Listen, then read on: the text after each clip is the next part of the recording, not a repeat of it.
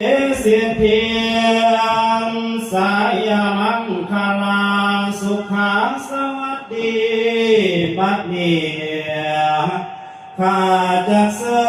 ญเงาขวาน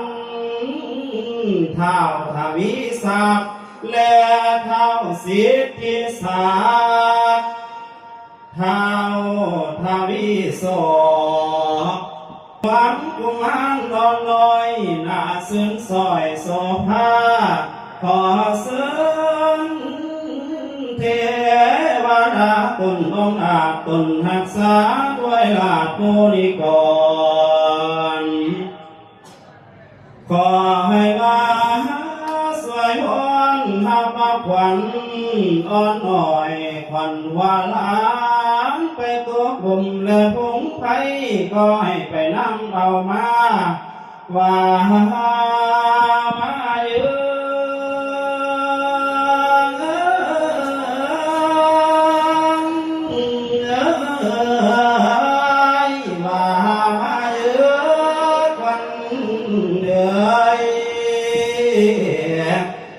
ขวัญเจ้าอย่าเดินหลงปากวันขวัญเจ้าอย่าเดินไปเที่ยวทางวานีขวัญเจ้าไปดึงนำแม่นาทีก่อยมายาสาขวัญเจ้าไปเที่ยวข้าเมืองผีก่อยมาสามือนี่วันนี้มาเยอะขวัญเลยขวัญเจ้าไปอยู่โกดบางหลวงขวัญบางห้องขวัญเจ้าไปเที่ยวห้องดีผีขวัญเจ้าไปเล่นน้ำเมียนาทีก่อนมา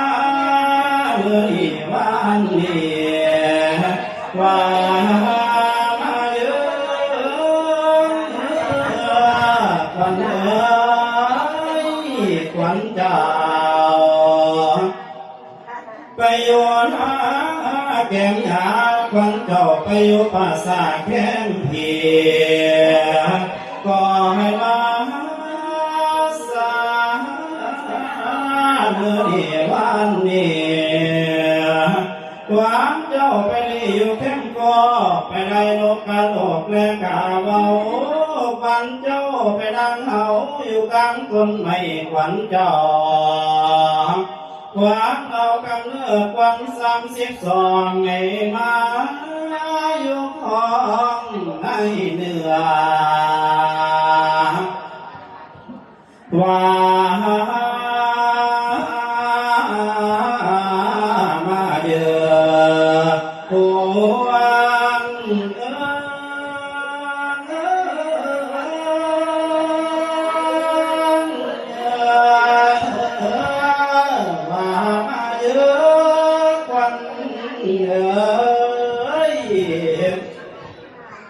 ความหวยมาอยู่หัวปากปิ่นเก่านำมันเข่าทาหองความคนและคนคิ้วควันนิ้วสายและไฟขัวความมาท่าทั้งพัวเกิดแก้วอยู่หับห้องเจ้าอย่าห้องถ้าดวนสาห้องหวนอีกกลับมาว่ามาเยอะ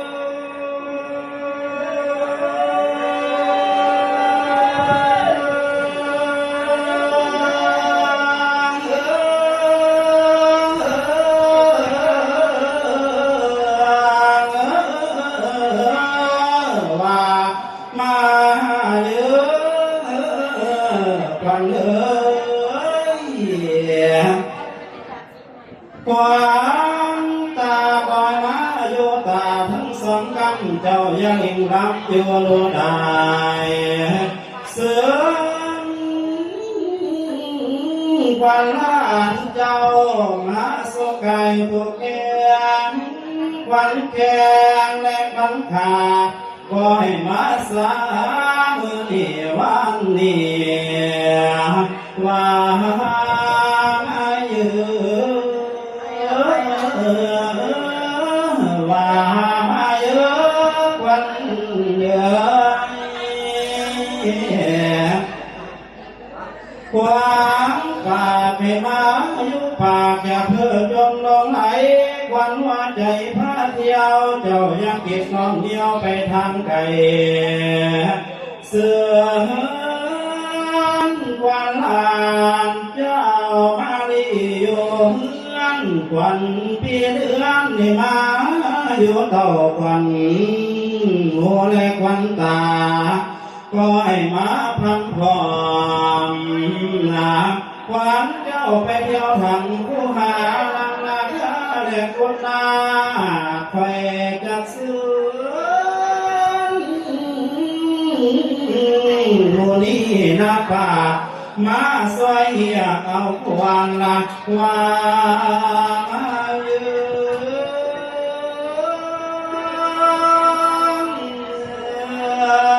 น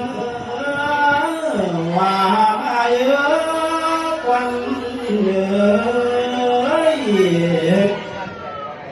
ความแข็งรอยมาโยแข็งเป็นแถวความแข็งรอยมาโยแอวแลท้องหน่อยควันยิ้วก้อยก็ให้มาสอดสุดแหลมความกำทางและไรหนาก็ให้มาหุ้มเฮาอยู่ประจำเอ๋หิมาขาดสาเหตุควันเจ้าจงอาสาวันนี้ควันเจ้าไปกินเหล้าดอกบัวใส่ถุงก้อยมาสามือนี่วันนี้มาโยสั่งขันตุนคำกังวลบ่ว่าควัน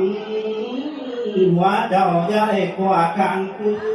นเดือนมืดจะได้เที่ยวคำเดือนด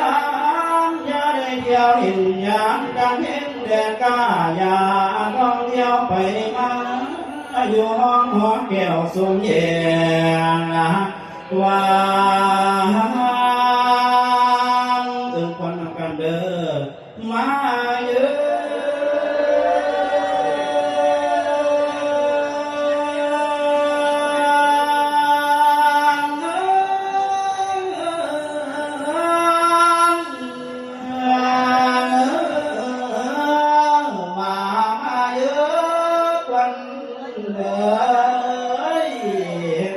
กินข้าวผีให้เจ้าห้า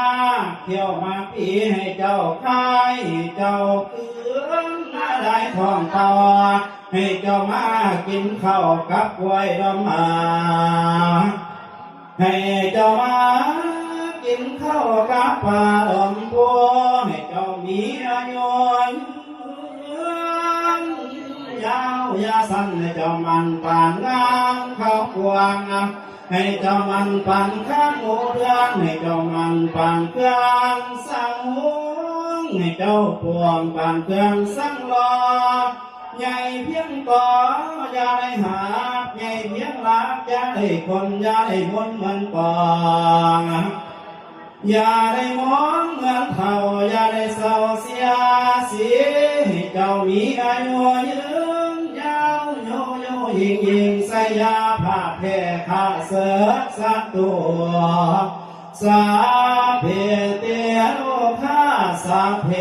เตพยาสาเพเตอันตรายาวินัสสันตัวจาตาโลธรรมาวัฏันติอายุวันโนสุขังพ